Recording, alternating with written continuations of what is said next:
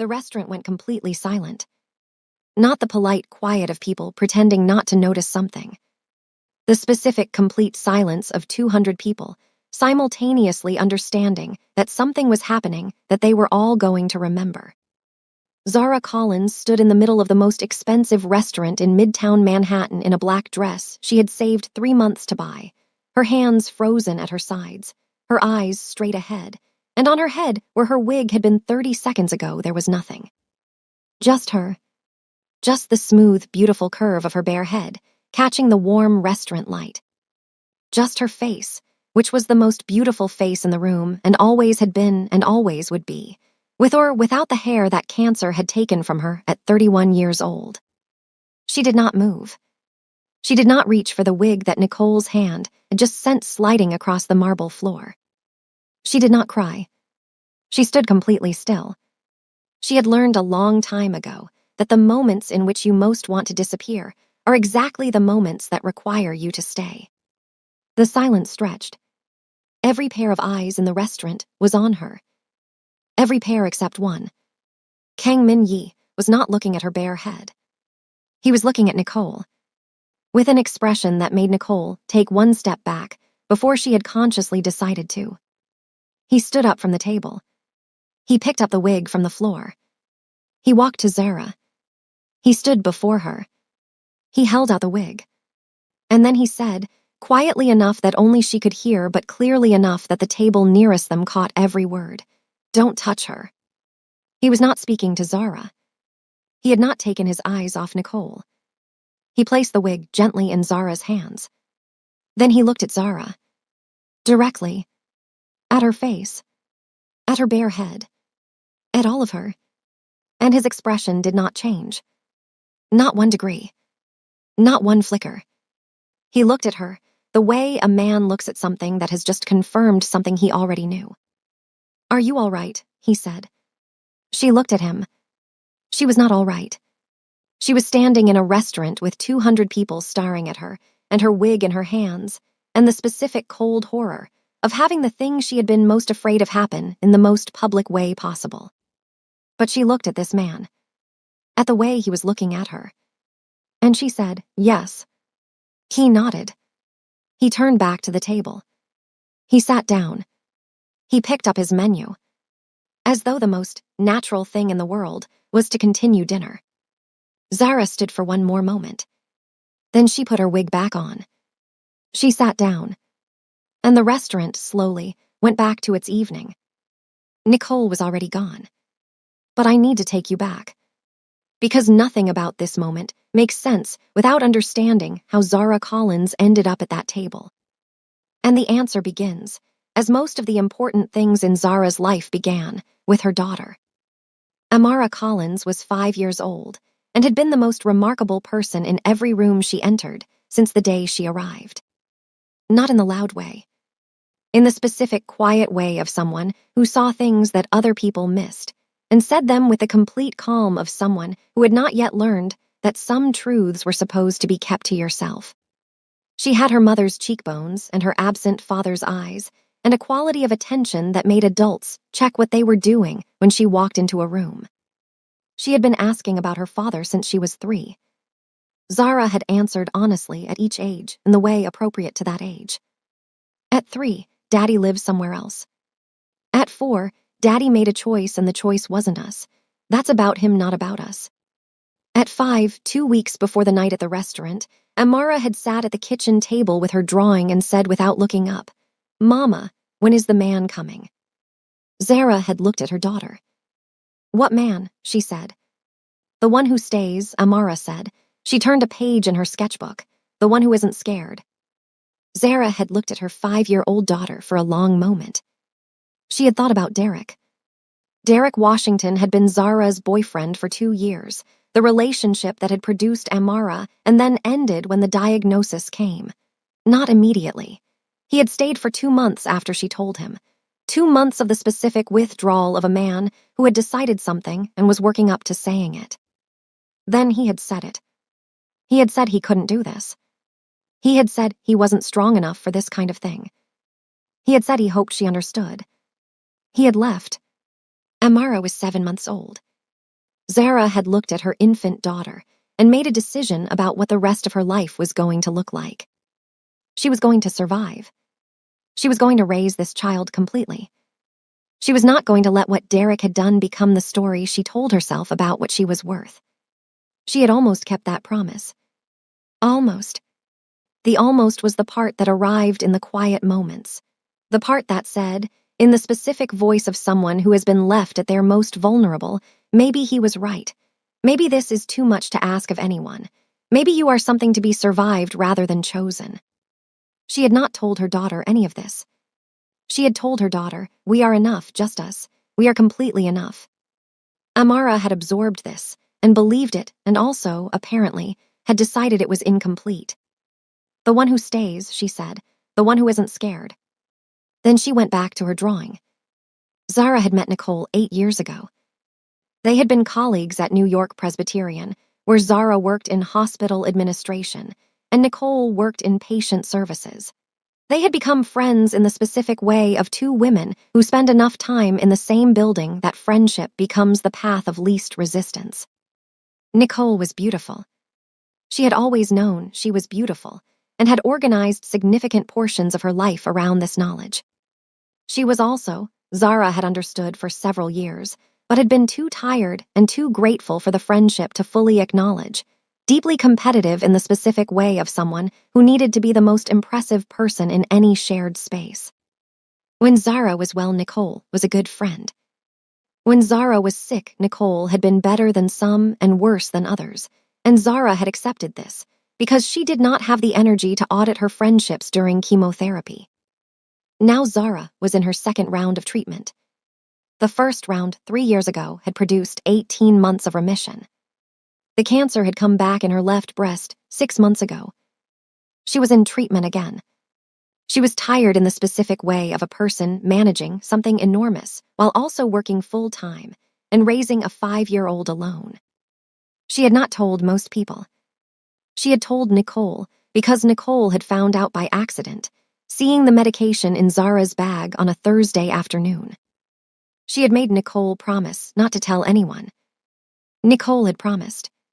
Nicole had also, over the following 3 months, introduced Zara to every single man she thought might be suitable because, as she said with the specific warmth of a woman performing generosity, you deserve to have someone. Especially now. What Zara had not understood until much later was that each introduction was also a competition. Nicole had not introduced Zara to men she thought would be good for Zara. She had introduced Zara to men she was interested in herself, in situations where she could control the comparison. It had always worked before. Zara was beautiful, but she was quiet about it. She did not perform or compete. She worked and raised her daughter and managed her health and came to social events in the wig that she wore so naturally that most people who met her after the diagnosis never knew. She was not a threat. Or she had not been. Until Min Yi. Kang Min Yi had arrived in New York from Seoul 6 months ago. He was there for the American expansion of Kang Group's medical technology division, a 2-year posting that he had accepted because staying in Seoul had become something he could no longer do. His wife had died 4 years ago. Her name had been Jae-yeon. She had been 32 years old, and she had died of the same cancer that his company's new division was now developing diagnostic technology to detect earlier. He had thrown himself into the work with the specific devotion of a man who has found the only form of grief that feels like action. He had not dated. He had not tried. He had moved through New York with the controlled forward motion of someone who had decided that forward was the only direction available and had committed to it completely. His mother had been unwell. Mrs. Kang had been diagnosed with a chronic digestive condition 2 years ago that had resisted every treatment and had left her thin and exhausted, and more worryingly to Min Yi, without appetite. She had come to New York with him and lived in the penthouse and was attended by a rotating staff of nurses and the best gastroenterologist in the city, and had not eaten a full meal in 7 months. She had also, in the way of Korean mothers of a certain generation, decided within 48 hours of meeting Nicole at a charity event that Nicole was the appropriate next wife for her son. Nicole had encouraged this. Min Yi had not discouraged it, because discouraging his mother required energy he did not have. He had agreed to the dinner. He had not known Zara would be there. Nicole had not mentioned a fourth person would be joining them. Zara had not wanted to come. She had a presentation on Friday. Amara had a cold that was mostly better but mostly was not fully, and she was tired in the specific way that treatment made her tired, a tiredness that lived in her bones rather than just her muscles. But Nicole had called 3 times and said it was just dinner, just the 4 of us. Come on, you never come anywhere anymore. And Zara had eventually said yes, because the alternative was another evening of Amara's knowing eyes asking wordless questions about the specific quality of her mother's tiredness. She had put on the black dress. She had done her makeup carefully. She had adjusted the wig in the mirror until it was perfect. She had kissed Amara goodbye. Amara had held her face in both hands and looked at her. "You look beautiful, Mama," she said. "Thank you, baby." Amara had looked at her for a moment longer. "The man who isn't scared is going to be there tonight," she said simply. Zara had looked at her daughter. "How do you know?" she said. "I just know," Amara said. She let go of her mother's face. "Don't be scared of him." Zara had gone to the restaurant. She had arrived to find Nicole already there with a Korean man in an expensive suit who stood when she entered the room with the automatic courtesy of someone for whom this was completely natural. His name was Kang Min-yi. He shook her hand. He held it 1 beat longer than necessary before releasing it. Not in a forward way. In the specific way of someone who has registered something and is taking an extra second to confirm it. She sat down. The dinner began. For 40 minutes, it was a normal dinner. Min Yi talked about the work. Zara asked questions that showed she understood the medical technology sector in a way that was not performative. She actually worked in a hospital. She understood the clinical side, and he had answered her follow-up questions with the specific engaged attention of someone who had not had this conversation with anyone in a long time. Nicole had redirected twice. Both times, Zara had let the redirect happen because it was not worth the energy. Both times Min Yi had let it happen for about 90 seconds before finding his way back to something Zara had said. Zara had noticed. She had not let herself think about what she had noticed. She had been focusing on the bread because she was tired, and bread helped with the nausea that sometimes arrived in the evenings without warning. She had not been focusing on Nicole. She had not seen Nicole's expression change across the table. She had not seen the specific calculation that moved through Nicole's face when Min Yi refilled Zara's water glass without being asked. She had not seen Nicole's hand move. She had felt the result. The specific cold sensation of absence where the wig had been. The rush of air on her bare scalp. The sound of 200 people going silent. She stood in the silence with the wig in her hands. She looked at Min Yi. He was not looking at her head. He was looking at Nicole. "Don't touch her," he said. He walked to her. He stood before her. He held out his hand for the wig. She gave it to him. He held it gently. He looked at her bare head. He looked at her face. He looked at her the way, and she understood this later, not in that moment, but later. A man looks at something he recognizes. "Are you all right?" he said. She said yes. He put the wig carefully back in her hands. He returned to his seat. He picked up his menu. Nicole was gone. The restaurant found its voice again. Zara sat down. She put the wig back on. She breathed. She looked at the bread. She looked at Min Yi. He was reading the menu, as though the world had continued normally. He looked up and caught her looking. He said, "The sea bass here is supposed to be excellent. Have you had it before?" She looked at this man. She felt something shift in her chest. Something that had been closed for 4 years and was opening against her will. "No," she said, "I haven't." "You should try it," he said. She ordered the sea bass. Subscribe right now, bestie, if you are new here, because this story is only just beginning, and what happens when this man meets Amara will stop your heart completely. Drop your city and the time it is where you are in the comments right now. I want to know who is watching. Hit that like button. Let's continue. They left the restaurant together because Nicole was gone and the evening had rearranged itself. On the pavement outside, Minyi said, "I'll get you a car." "I take the subway," she said. He looked at her. "It's 11 at night," he said. "I've been taking the subway at 11 at night in New York for 8 years," she said. He looked at her for a moment. "I'll walk you to the station," he said. She looked at him. She thought about saying no. She said, "All right." They walked 2 blocks. He did not ask about the wig. He did not ask about Nicole. He asked about the hospital. He asked what she had been working on that week. She told him. He asked follow-up questions. She answered them. At the subway entrance, she stopped.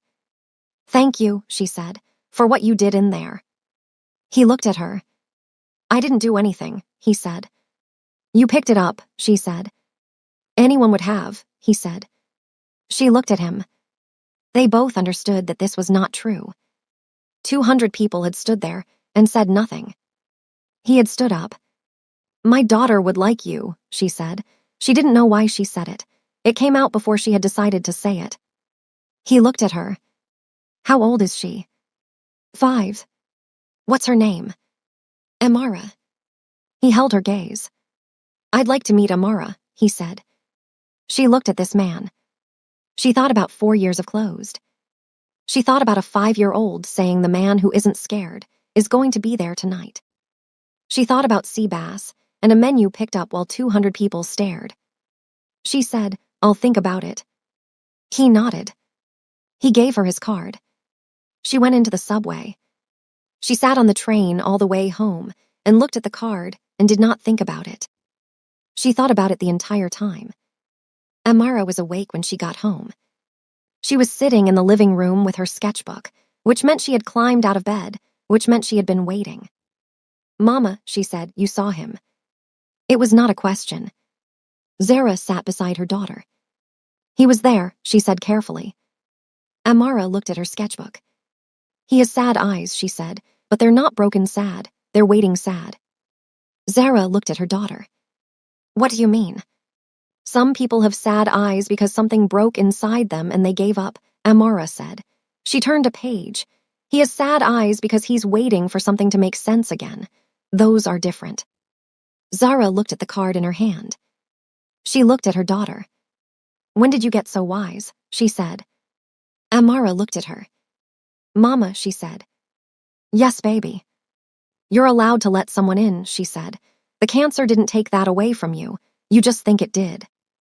The apartment was very quiet. Zara looked at her 5-year-old daughter.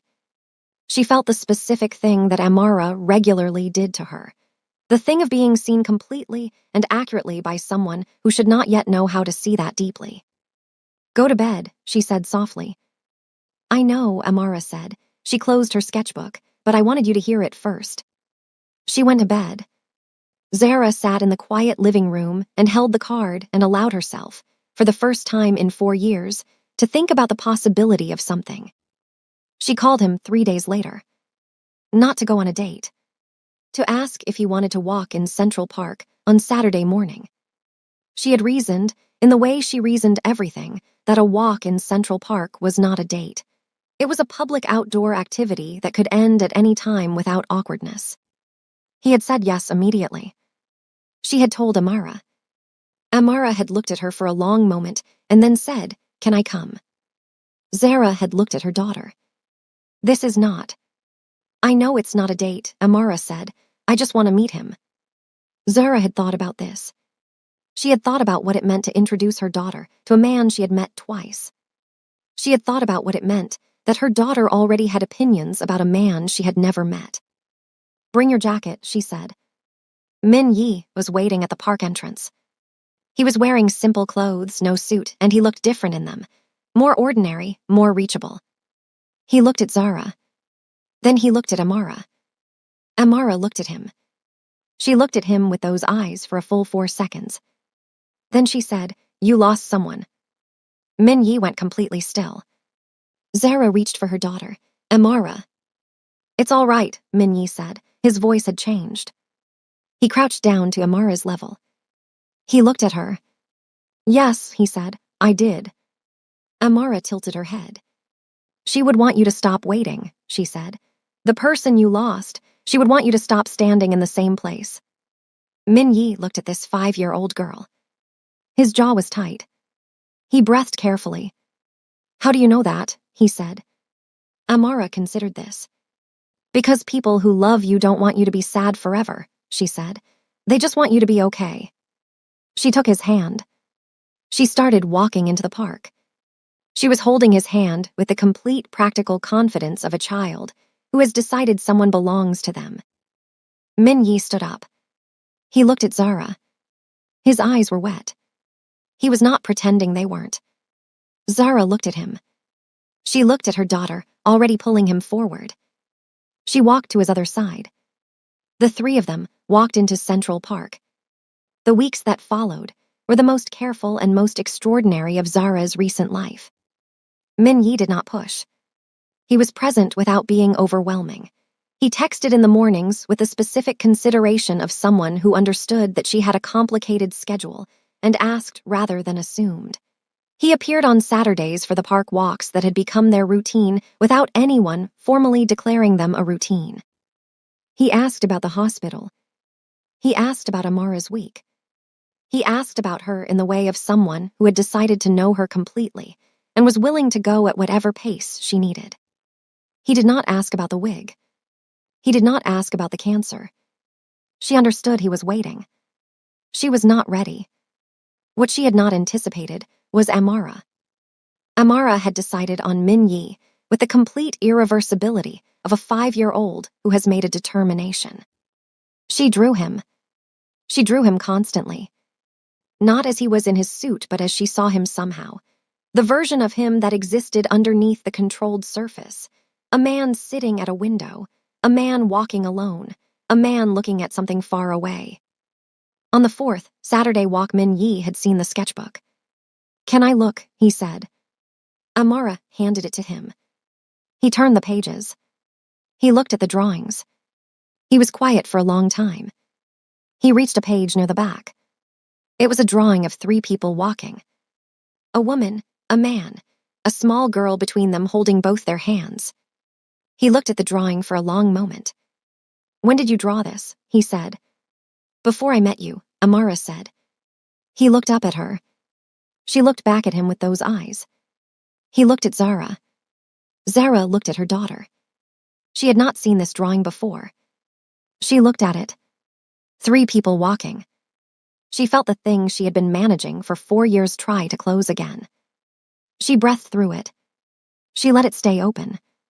The conversation about the cancer happened on a Wednesday evening. Not planned. Not in the way she had imagined telling him, with the right words prepared and the right moment chosen. It happened because she was tired. The specific bone-deep treatment, tired that she could not always hide. He had come for dinner. It was the first time he had come for dinner, rather than meeting outside. He had brought food, groceries, not takeout. He had cooked in her kitchen with the focused concentration of someone who was good at it and knew it. Amara had supervised from the kitchen table and offered opinions that he had received with complete seriousness. After dinner, Amara had gone to bed.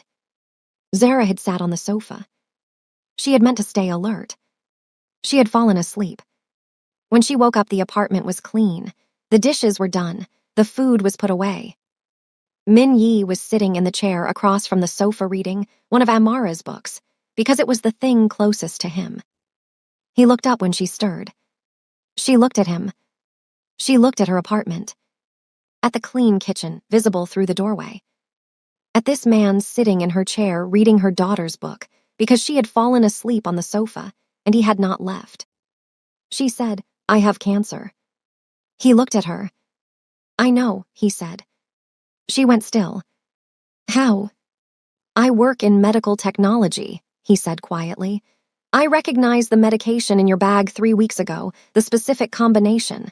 He paused. I have been waiting for you to tell me. She looked at him. You weren't going to ask. It wasn't mine to ask, he said. It was yours to tell. She held his gaze. My daughter's father left, she said. When I was diagnosed the first time, Amara was 7 months old. Minyi was quiet. This is the second time, she said. The cancer came back 6 months ago. I'm in treatment now. She looked at her hands. I wear the wig because I didn't want people to treat me differently, to look at me and see only the illness. He was very still. I have never seen only the illness, he said. I want you to know that. She looked at him. I know, she said. My wife died of breast cancer, he said, 4 years ago. The apartment was completely silent. She looked at him. He looked back at her. Both of them sitting with the specific weight of a truth that had been waiting to be shared. I know what it costs, he said quietly. The treatment, the exhaustion, the specific kind of brave it takes to keep going. I watched someone do it. He paused. And I know that what I felt watching Jai Yon fight was never anything close to pity. It was the closest thing to reverence I have ever felt. Zara looked at this man. She felt the thing that had been closed for 4 years open completely. Not dramatically. Just fully. I'm scared, she said. I know, he said. Not of the cancer, she said. Of this, of letting someone in and then. I know, he said again. He stood up. He crossed to the sofa.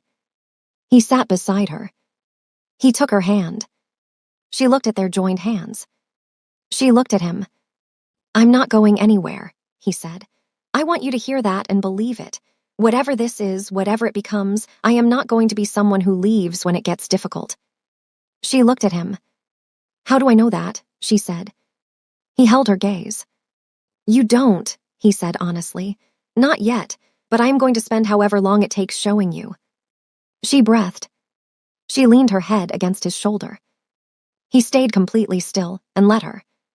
Outside the apartment, New York continued its Wednesday evening, completely indifferent to the specific moment, happening on the 14th floor.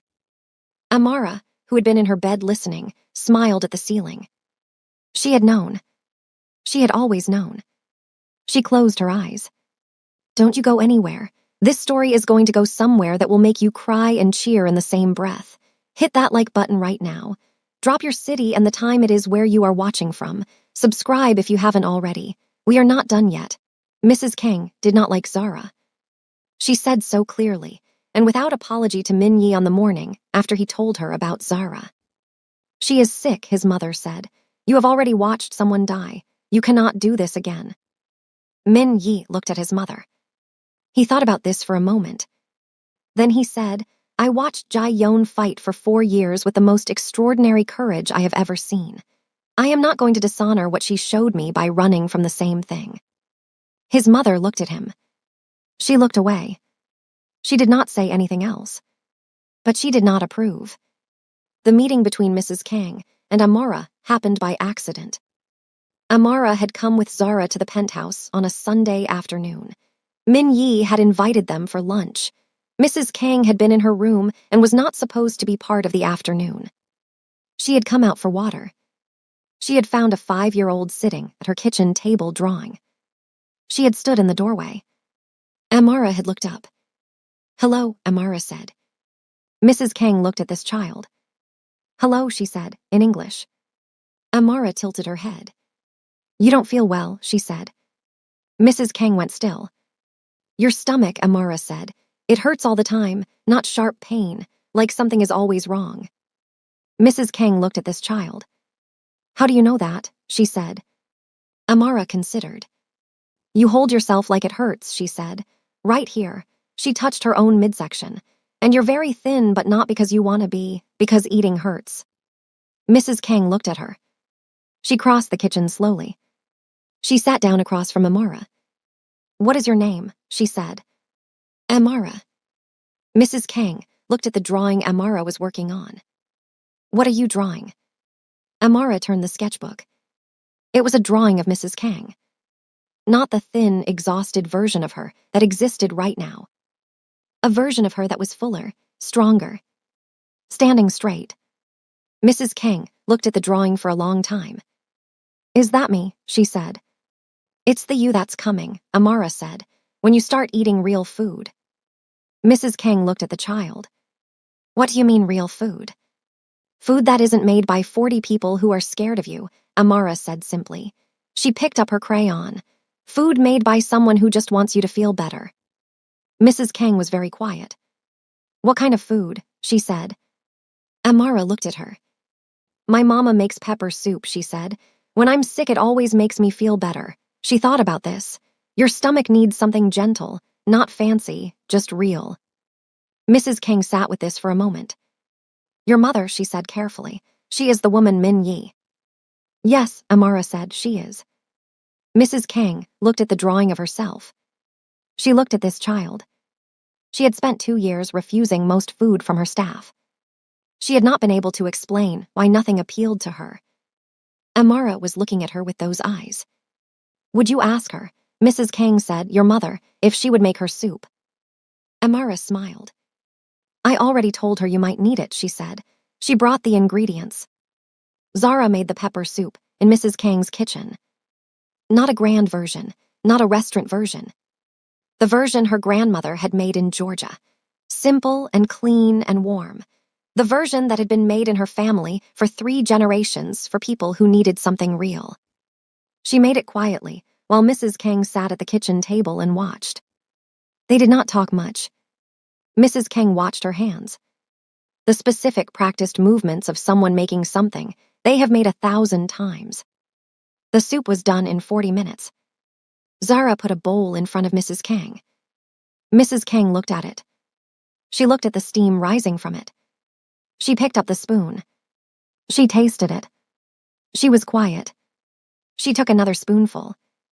And another. She finished the bowl. Zara sat across from her. Mrs. Kang looked at the empty bowl. She looked at Zara. For the first time since Zara had known her, Mrs. Kang's expression was not closed. More, she said. Over the following 3 weeks, Mrs. Kang ate. Not enormous quantities, but consistently. Something about the pepper soup had reached whatever had been refusing food for 7 months. Her gastroenterologist could not explain it clinically. He noted improved appetite and continued the monitoring. Min Yi found out from Mrs. Song, the housekeeper who told him what Amara had said to his mother that Sunday afternoon. He found Zara on a Tuesday evening. She was putting Amara to bed.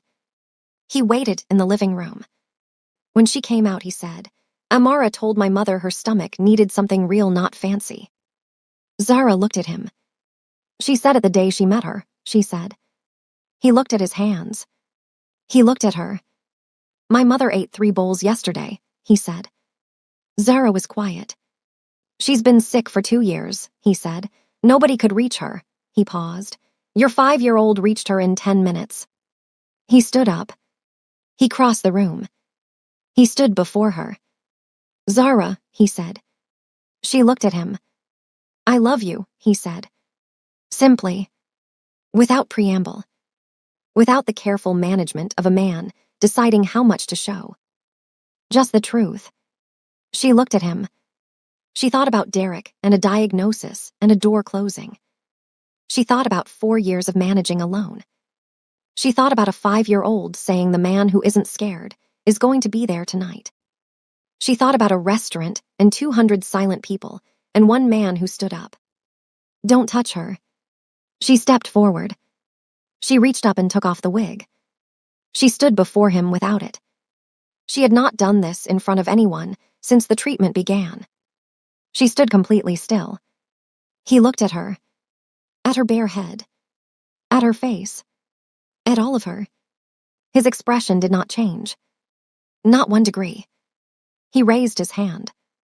He placed it gently against the side of her bare head. His palm warm and certain. You are the most beautiful woman I have ever seen, he said. She felt the thing she had been holding for 4 years release completely. She stepped into him. He put both arms around her. She pressed her face against his chest. And she cried. Not the quiet, controlled kind. The real kind. The kind that had been waiting since a man had said, I can't do this, and left a woman alone with a 7-month-old daughter and a diagnosis and a future she was going to have to build entirely herself. He held her through all of it. He did not tell her to stop. He did not tell her it would be okay. He just held her. And that was exactly right. From Amara's bedroom came a small voice. Mama. Zara laughed. It came out wet and real and completely hers. We're okay, baby, she called. A pause. I know, Amara said. I just wanted to say good night to Min Yi. Min Yi looked at Zara. She wiped her face. She laughed again. Come say good night then, she called. Small feet on the floor. Amara appeared in the doorway in her pajamas. She looked at her mother. She looked at Min Yi. She looked at Zara's bare head. She said nothing about it. She crossed the room. She hugged Min Yi around his middle. He put his arms around her. Good night, Min Yi, she said. Good night, Amara, he said. She looked up at him. Don't go anywhere, she said. He looked at this 5-year-old. I'm not going anywhere, he said. She studied him for a moment. Good, she said. She went back to bed. Nicole's reckoning came quietly and completely. She had not expected consequences. She had expected, in the way of people who have always gotten away with things, that the restaurant incident would simply be managed, and that she would retain her position in the social circle she had been cultivating, and that Zara would absorb it the way Zara absorbed everything. She had not anticipated that Min Yi would know everyone in the room. She had not anticipated that the story would travel in the specific way that stories travel through certain New York social circles. She had not anticipated that by the Monday morning after the restaurant, the charity board she sat on would have questions about her judgment. She had not anticipated that her supervisor at New York Presbyterian would call her in for a conversation about professional conduct and confidentiality after learning that she had disclosed a colleague's private medical information in a social context. She had not anticipated any of it. She called Zara. Zara let it ring. She called again. Zara texted, I hope you're well, Nicole, we're done. She put the phone down. She went to make breakfast for Amara. Mrs. Kang asked Zara to teach her the pepper soup recipe on a Thursday morning. They stood in the kitchen together. Zara showed her. Not quickly. Not impatiently. With the specific generosity of someone who understands that food is also history and history deserves to be passed carefully. Mrs. King wrote down every step. She asked questions. Zara answered them. At the end, Mrs. Kang looked at what she had written. She looked at Zara. Your grandmother taught you this, she said. It was not a question. Yes, Zara said. In Georgia, I was 7. Mrs. Kang looked at the recipe. I was wrong about you, she said. Zara looked at her. Mrs. Kang did not look up from the recipe. I looked at your situation, and I saw only the difficulty, she said. I did not look at you. She was quiet. I am looking now, she said. Zara stood in this woman's kitchen. She thought about what it cost a woman like Mrs. Kang to say those words. She thought about all the people who had looked at her situation and seen only difficulty. She thought about Amara drawing Mrs. Kang as the version of herself that was coming. Thank you, Zara said. Mrs. Kang finally looked up. She nodded once. She went back to the recipe. She made the soup herself that evening. It was not quite right, but it was close. The treatment ended on a Tuesday in September. The scans were clear. Her oncologist said the words Zara had been waiting 18 months to hear. No evidence of disease. She sat in the oncologist's office on the Upper East Side of Manhattan and heard those 4 words and felt the specific thing that a person feels when something they have been fighting for a very long time has been won. She called Min Yi. He picked up on the first ring. She told him. He was quiet for a moment. Then he said, I'm coming. He was at the office in 11 minutes. She was still sitting in the waiting room when he arrived. He sat beside her. He took her hand. They sat in the waiting room of an oncologist's office on a Tuesday afternoon in September and said nothing for a while. Then she said, she's going to be okay. Amara is going to have her mother. Min Yi held her hand. Yes, he said, she is. She leaned her head against his shoulder. "I want to take Amara to Georgia," she said. "To see my grandmother. I want her to learn the pepper soup recipe from the source." He was quiet for a moment. "I'd like to come," he said, "if that's all right." She looked at him. She thought about Georgia and her grandmother and the specific warmth of a kitchen where everything important had been learned. She thought about bringing this man into that. "My grandmother is going to have a lot of opinions," she said. "I look forward to it," he said. She laughed. It was the full kind. He proposed on a Saturday morning in Central Park. Not with grand ceremony. In the spot where they had walked the first time, the three of them, where Amara had taken his hand and started walking and everything had begun. Amara was there. She had known. Of course she had known. She was standing beside him when Zara arrived at the park entrance, and she was holding something behind her back. Zara looked at her daughter. She looked at Min Yi.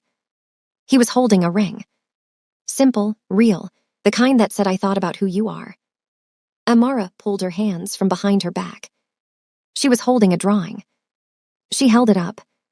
It was the drawing of three people walking. The one she had drawn before she met him.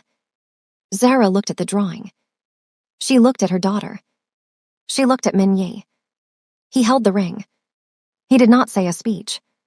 He said, "Stay." She looked at this man. She thought about a restaurant and 200 people and one person who stood up. She thought about a Wednesday evening and a bowl of soup and "Don't touch her." She thought about a Tuesday morning in a waiting room and "I'm coming." She thought about 4 years of closed and everything it had taken to open. She took the ring. She put it on. She looked at Amara. Amara was already hugging her before she could reach down. They stood in Central Park on a Saturday morning, the three of them, and the city moved around them completely unaware of everything that had happened to arrive at this specific ordinary, extraordinary morning. And that is where this story ends. Not in a restaurant where a wig was pulled off in front of 200 people. Not in a hospital waiting room with 4 words and a phone call. Not in a kitchen in a Korean billionaire's penthouse where a 5-year-old told a sick woman her stomach needed something real. But in Central Park on a Saturday morning with a ring and a drawing and 3 people who took the longest, most impossible road to standing beside each other. Zara Collins had spent 4 years believing that her illness made her something to be survived rather than chosen. She had been wrong. She had been wrong in the most complete and irreversible way. Because Kang Min Yi had looked at her in a restaurant while 200 people stared and had not seen illness. He had seen her. Specifically. Completely. From the very first moment. And Amara Collins, who had drawn the 3 of them walking before she had ever met the man who would become her father, who had told a sick woman her stomach needed something real, who had said the man who isn't scared is going to be there tonight with the complete certainty of someone who simply knows things. She had been right. She was always right. And Nicole, who had looked at her friend and seen a competition to be managed. She had a new job now. In a different hospital. In a different borough. Where nobody knew her the way people tend to stop knowing you when you rip a wig off a woman in a restaurant because you wanted her seat. And Mrs. Kang, who had looked at a sick black woman and seen only difficulty. She made the pepper soup every Thursday. She was not yet as good as Zara's grandmother. She was working on it. Now I want to speak to you directly. If you are watching this and you have ever been made to feel that your health, your illness, your struggle, your diagnosis makes you less worthy of love, this story was made for you. If you have ever taken off your wig in private and wondered if anyone could love what was underneath, this story was made for you. If you have ever been the woman standing in the restaurant, holding the thing that was taken from you, deciding whether to stay or disappear, this story was made for you. You are not too much. You are not too sick. You are not too complicated. You are not the wrong choice. The right person does not see your illness first. They see you first. All of you. And they stay. Subscribe right now. Hit the like button. Share this video with a woman in your life who needs to hear that she is worth being chosen exactly as she is. drop your city and the time it is for you right now in the comments. I want to hear from every woman in the United States, in Canada, in the United Kingdom, in Australia, in Ghana, in Nigeria, and everywhere else in this world where this story landed today. And one final thing. If you watched this entire story and you don't subscribe, don't like, don't comment, and don't share, that silence puts you on Nicole's side. The woman who looked at her friend carrying something heavy and decided the heaviness was an opportunity. We know that is not who you are. So hit subscribe, hit like, drop your city in the comments, share this story. Because Zara's story deserves to be heard. And Afro-Korean love stories will keep bringing you more. Thank you for watching.